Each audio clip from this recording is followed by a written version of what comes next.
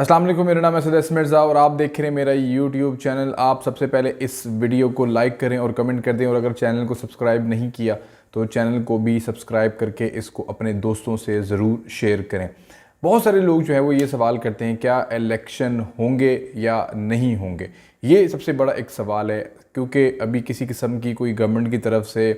कोई बात नहीं की जा रही इसके ऊपर, और पीटीआई जो है वो भी अभी तक इसके ऊपर सिर्फ इलेक्शन कैंपेन्स में जाने के बजाय अभी तक क्लियर नहीं है। वो क्लियर इसलिए नहीं है क्योंकि सुप्रीम कोर्ट ने एक फ़ैसला दिया है कि 90 दिन के अंदर अंदर आपने इलेक्शन करवाने हैं, और जिसके बाद इलेक्शन कमीशन ने और सदर पाकिस्तान ने मुशावरत के बाद 30 अप्रैल की तारीख भी दे दी है पंजाब में इलेक्शन की। और केपीके के अंदर अभी तक मामला जो हैं वो लटके हुए हैं, अभी तक केपीके के अंदर इलेक्शन नहीं हुए। तो सवाल भी यही पैदा होता है, इमरान खान जो हैं वो तो इलेक्शन कैंपेन्स में जा रहे हैं, या गवर्नमेंट में जो जमातें हैं, जो पीडीएम में जमातें हैं, उन्होंने अभी तक किसी किस्म की इलेक्शन मुहिम का ऐलान नहीं किया है। अता तारड़ जो हैं वो एक प्रोग्राम के अंदर ये बात कर रहे थे कि हम इलेक्शंस एक साथ करवाना चाहते हैं, वफाक के अंदर भी और सूबों के अंदर भी। उन्होंने बहुत सारी इसके अंदर बातें भी की, लेकिन जो तहरीक इंसाफ के जो वकील थे उन्होंने इसको अपोज भी किया। उन्होंने कहा कि आपके ऊपर तौहीन अदालत लग जाएगी अगर आपने 30 अप्रैल को इलेक्शन नहीं करवाई या 90 दिन के अंदर अपने इलेक्शन नहीं करवाए, क्योंकि इलेक्शन की जो डेट है वो तकरीबन 54 दिन का, उसके अंदर एक कानून भी तय हो गया कि 54 दिन के अंदर अंदर इलेक्शन कमीशन जो है वो डेट्स अनाउंस करेगी, शेड्यूल का ऐलान करेगी। तो अभी तक इलेक्शन कमीशन की तरफ से भी किसी किस्म का शेड्यूल का भी ऐलान नहीं हुआ। 2 दिन तकरीबन रह गए हैं आज इस वीडियो जब आप देख रहे हैं। अब होगा क्या बेसिकली, गवर्नमेंट की तरफ से अब ये प्ली ली जा रही है कि 4-3 से हमारे हक़ में वो फ़ैसला आया है, क्योंकि 4 जजेस ने जो हैं वो इस जो दरख्वास्त थी उसको उन्होंने मुस्तरद किया, बाकी 3 जो थे उन्होंने उसके ऊपर फ़ैसला किया। तो अब देखना ये है कि क्या अपील में पीटीआई की तरफ से कोई जाता है, या ऑटोमेटिकली तौर पे जब 90 दिन के अंदर इलेक्शन नहीं होंगे तो क्या इलेक्शन कमीशन पे और निगरान हुकूमत पे, जो पंजाब की निगरान हुकूमत है, क्या उसके ऊपर तौहीन अदालत लगेगी? क्योंकि वफाक के ऊपर तौहीन अदालत नहीं लग सकती, क्योंकि वफाक का इसमें किसी किस्म का कोई रोल नहीं है। हाँ, एक जगह पे वफाक का रोल ज़रूर है, मौजूद है वहाँ पर, वो ये है कि फ़ंड्स और सिक्योरिटी, ये 2 चीज़ें जो है वो वफाक ने जो है वो प्रोवाइड करनी है। लेकिन मसला ये है कि वफाक के अंदर भी निगरान हुकूमत नहीं है। पाकिस्तान में पहली मरतबा शायद ये सिचुएशन ऐसी पैदा हो गई है कि निगरान हुकूमत जो है वो पंजाब में मौजूद है, सूबे में निगरान हुकूमत मौजूद है, लेकिन वफाक में निगरान हुकूमत मौजूद नहीं है। अगर निगरान हुकूमत वफाक में भी होती तो डेफिनेटली उनके जो मिनिस्टर ऑफ फाइनेंस होते, या उनके मिनिस्टर ऑफ इंटीरियर मिनिस्टर होते, या मिनिस्टर ऑफ प्लानिंग होते, वो डेफिनेटली इलेक्शन कमीशन के साथ मिलके पूरे मुल्क में एक साथ जो है वो इलेक्शन का ऐलान करते हैं। लेकिन इस वक्त वफाक की गवर्नमेंट कुछ और है, सूबे के अंदर जो है वो निगरान हुकूमत है, तो सिचुएशन बड़ी अजीब सी जो है पैदा हो गई है। वफाक की हुकूमत ने ये ज़रूर, उनके वकील ने ये बात की थी, पीडीएम के वकील ने, कि आप इलेक्शन सूबों में और वफाक में एक साथ करवा दें। इससे ये होगा कि हर आने वाले 5 साल के बाद जो है सिचुएशन दोबारा से पैदा हो जाएगी कि सूबे के अंदर फिर किसी की हुकूमत होगी और वफाक में फिर किसी की हुकूमत होगी। और उन्होंने सबसे बड़ी जो वजह इसमें करार दी, उन्होंने ये कहा कि 2 सूबों में इलेक्शन करवा के वफाक में इलेक्शन ना करवा के आप एक तो 15 अरब रुपए का नुकसान करेंगे, जो कि एक ख़जाने में से जाएंगे। डेफिनेटली ये आपका और हमारा पैसा है, ये किसी के बाप का पैसा तो है नहीं कि 15 अरब रुपये अगर बचाए जाएँ तो मेरे ख्याल से एक बहुत बड़ी रकम होती है 15 अरब रुपये। 15 अरब से क्या क्या हो सकता है वो आप बड़े आसानी से जो है वो कैलकुलेशन कर सकते हैं इसके ऊपर। अच्छा, जो दूसरी अहम चीज़ है जिसकी तरफ से गवर्नमेंट जो है जिसके ऊपर जोर दे रही है, वो दे रही है कि निगरान हुकूमत पंजाब में मौजूद है और वफाक ऊपर मौजूद है, तो वो वसाइल सारे जो हैं वो वफाकी हुकूमत की तरफ से प्रोवाइड किए जाएंगे। अगर तो सूबे खुद मुख्तार हैं और जितनी भी मशीनरी है वो डेफिनेटली सूबे से ली जाएगी, लेकिन तासुर यही दी जा रहा है कि निगरान हुकूमत भी जो है वो वफाक के साथ मिल के जो इस वक्त काम कर रही है। तो इन केस अगर आगे जाके अगर इलेक्शंस में एक जमात अगर पीटीआई अगर हार जाती है तो वो सीधी सीधी इल्ज़ाम लगाएगी कि वफाक के अंदर शहबाज शरीफ जो है वो वज़ीर आज़म बैठे थे, तो चीफ एग्जीक्यूटिव ने ये धांधली करवाई है। सेकंड, अगर फॉर एग्जांपल सूबे के अंदर पीटीआई जीत जाती है और 18वीं तरमीम के बाद सूबों को खुद मुख्तारी जो है वो हासिल है, और नेशनल असम्बली के जो इलेक्शंस होंगे वो फिर इमरान खान की गवर्नमेंट अगर आ जाती है फॉर एग्जांपल, तो वो उसके अंडर होंगे, तो क्या फिर बाकी जमातें उसको मानने के लिए तैयार होंगी? क्योंकि इमरान खान की हुकूमत होगी, पुलिस उनके पास होगी, मशीनरी सारी उनके पास होगी, जितने भी इख्तियारात होंगे सारे उनके पास मौजूद होंगे सूबे के अंदर, और नेशनल असम्बली के इलेक्शंस हो रहे होंगे।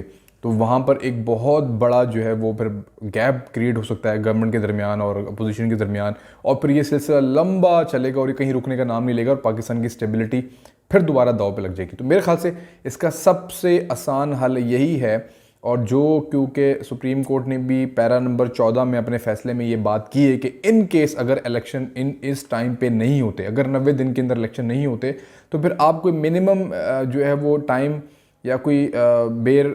टाइम जो है वो आप उसमें डिसाइड कर लें, और फिर आप कोई एक टाइम डिसाइड करके इलेक्शंस की डेट कर दें। तो मेरे ख्याल से 30 अप्रैल की जो सदर पाकिस्तान ने डेट दी है उसके ऊपर इलेक्शन कमीशन अपना जवाब दाखिल करवाएगा कि हमें वफाक ताउन नहीं कर रहा, क्योंकि पैसे और सिक्योरिटी और प्लानिंग जो है वो वफाक की तरफ से आनी है। और फिर उसके बाद सुप्रीम कोर्ट में ये शायद प्ली दोबारा जाएगी या दोबारा दरख्वास्त जाएगी और वहाँ पे ये मज़ीद डिस्कशन होंगी कि यहाँ पे इलेक्शन हो सकते हैं या नहीं हो सकते। सदर पाकिस्तान क्योंकि पीटीआई के नुमाइंदे हैं, वो फेडरेशन के नुमाइंदे बन के काम नहीं कर रहे, इसलिए उन्होंने फटाफट तारीख दे दी। इस वक्त गवर्नर ने, क्योंकि वहाँ पे असम्बली ने डिज़ोल्व की थी, तो इसलिए गवर्नर वहाँ पे जो है वो पीडीएम का है, तो वो भी अपनी तरफ से ही जो है वो किसी का नुमाइंदा बन के वहाँ पीडीएम का नुमाइंदा बन के वहाँ पर इलेक्शन डिले करवा रहा है। अब प्रॉब्लम सारी इतनी सी आ रही है जो मेरे ख्याल से इसको सॉर्ट आउट करने की ज़रूरत है, क्योंकि महंगाई, क्योंकि पीडीएम ये समझती है कि हम इस महंगाई का गंद साफ़ करने आए हैं। जो जो मुआहदे इमरान खान ने आईएमएफ के साथ किए थे उसके ऊपर इमरान खान के दस्तखत थे। जितनी भी कीमतों में इजाफ़ा करना था वो इमरान खान ने मुआहदे के मुताबिक वो सारे इजाफे उसने करने थे, क्योंकि उसने मुआहदों से इनकार किया, मुआहदे तोड़े, पाकिस्तान की सॉवरेनिटी को नुकसान पहुँचाया, जिसकी वजह से वोट ऑफ नो कॉन्फिडेंस आई और वो कामयाब हुई। आपको पता है जहाँ उसने कीमतों में इजाफा करना था वहाँ पर 300 अरब की सब्सिडी दे के, कर्ज़ों में से सब्सिडी दे के, अपनी जेब से नहीं, हमारे कर्ज़ों से सब्सिडी दे के उसने पेट्रोल की कीमतों को बरकरार रखा और उसने बाकी बिजली की कीमतों को नीचे लाने की कोशिश की, जिसकी वजह से नुकसान ये हुआ कि जो 300 की सब्सिडी थी वो बाद में हमें सूद समेत 600 की बाद में हमें देनी पड़ रही है। जो जो बिल और जो जो पेट्रोल हम लोगों ने अयाशी की आईएमएफ के पैसों के ऊपर, अब हमें सूद समेत वो पैसे वापस करने पड़े हैं, जो सबसे बड़ा ब्लंडर था इमरान खान का, जिसकी वजह से वोट ऑफ नो कॉन्फिडेंस आया। और आज जो महंगाई का तूफान आप लोग देख रहे हैं ये उसी चीज़ का सिलसिला है और उसी चीज़ की कड़ी है जो हमें भुगतनी पड़ रही है। तो मेन जो प्रॉब्लम है, जो मैं आपको ये समझाना चाह रहा हूँ अपनी इस वीडियो के तवासल से, कि पीडीएम की गवर्नमेंट क्योंकि उस सारे डैमेज को कंट्रोल करने के लिए आई थी और वो सारे मुआहदे जो आईएमएफ के साथ किए हुए थे, बाकी सॉवरन कंट्रीज़ जो हैं उनके साथ किए हुए थे, पाकिस्तान की सॉवरेनिटी का सवाल था। अगर हम आईएमएफ के प्रोग्राम में नहीं जाते दोबारा से और आईएमएफ के किए हुए मुआहदों की पासदारी नहीं करते, कीमतों में इजाफे नहीं करते, तो मेरे ख्याल से आने वाला वक्त पाकिस्तान के लिए बदतरीन होता और पाकिस्तान को वाकई नाकाबिल तलाफ़ी नुकसान होता। और आज हम जो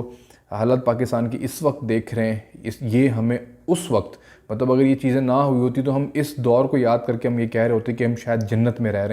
रहे थे, अगर हम वो हो जाता कि जिसकी हम तवक्का कर रहे थे कि इमरान खान के मुआहदों को सबूताज करने के बाद अगर पीडीएम की गवर्नमेंट जो है वो गवर्नमेंट टेक ओवर नहीं करती। देखें, बहुत सारे लोग इससे इख्तलाफ करेंगे, लेकिन हकीकत यही है। और अगर किसी को समझ में आ रही होगी तो डेफिनेटली वो बहुत ईजिली मेरी इन बातों को समझ रहा होगा कि Imran Khan vote of no confidence की वजह से घर क्यों गए। उसके बाद चंद महीनों के अंदर पीडीएम की गवर्नमेंट ने पेट्रोल की कीमतों में इजाफा क्यों किया, बाकी तमाम तर चीज़ों में डॉलर की डिवैल्यूएशन वगैरह सारी क्यों हुई। ऐसा नहीं हो सकता कि 4 साल एक शख्स ने पाकिस्तान को अमेरिका बना दिया हो या दुनिया की बहुत बड़ी मीशत बना दी और 4 महीने में आके कोई भी शख्स आके इसको तबाह कर दे। और पीएमएल की गवर्नमेंट की ट्रैक रिकॉर्ड है कि 2013 में जब उनको गवर्नमेंट मिली थी तो 12-12 घंटे की लोड शेडिंग होती थी, पाकिस्तान की मीशत का बेड़ा गर्क था, इन्फ्लेशन हमारी बहुत हाई थी, हमारा स्टॉक मार्केट को हम 24-25 हज़ार पे थे, उसको 54 हज़ार पे लेके गए, लोड शेडिंग का खात्मा हुआ। सीएनजी की लाइनें आप सब जानते हैं इस चीज़ को कि लगा करती थी 2013 से पहले, और फिर वो उन चीज़ों का खात्मा हुआ। फिर लोड शेडिंग मेन थी, सबसे बड़ा तो मामला वो था। फिर पेट्रोल भी हमने 60 रुपये पर जाते हुए देखा। तो जिस गवर्नमेंट का ट्रैक रिकॉर्ड ये हो कि उसने आके